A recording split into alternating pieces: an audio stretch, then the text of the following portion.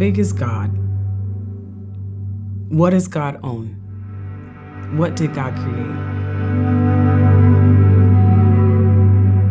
Well, he owns a cattle on 1,000 hills, and the earth and the fullness thereof belongs to him. And this is what he said he wanted to do with this plot of land. And this is what he wanted to do with this group of people's faith.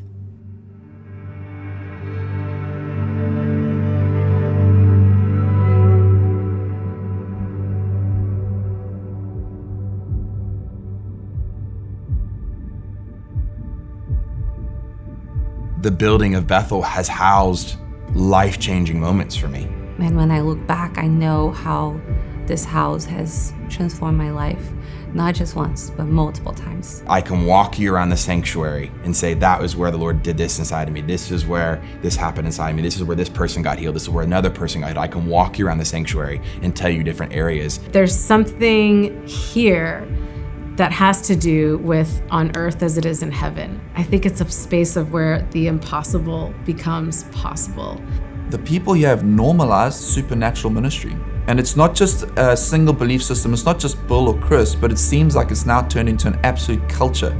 All believers are now carrying the mantle of what's happening here. I love the culture of love and honor, not just an idea of honor, but an empowerment of people. Just the empowerment of people to dream, to have ideas, encouragement. He put something in my heart and he challenged me. He's like, do you want to be a part of building the legacy? And he's like, do you want to be a part of building my city? And I remember him calling it my city. I feel like what he was trying to explain is that there's something in the land here. A big dream from God right now that I carry in my heart is creating this bridge between what we have here in this house and impacting my people, impacting my nation, not just in Brazil, but all over the earth.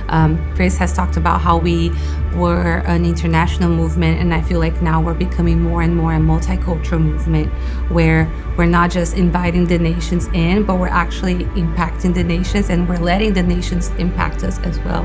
The world needs an active bride. It needs people to pick up the mantle that's on their life and begin to own it, because now is the time. Now is the time. When I think of the bride, I think of diversity. And I think of nations and tongues and different people groups coming together with their own backgrounds and bringing all of who they are to the throne of grace.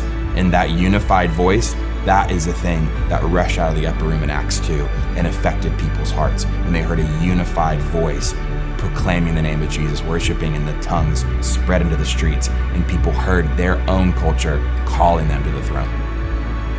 Like, I see the people of God knowing I belong here. Even though I've just gotten here, I belong here.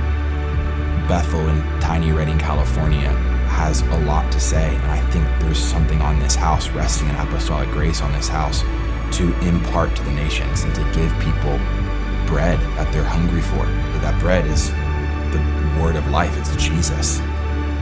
It's the glory of God to conceal a matter, and it's the glory of kings to search it out. And Redding is going to become a place where people come to search out matters with God.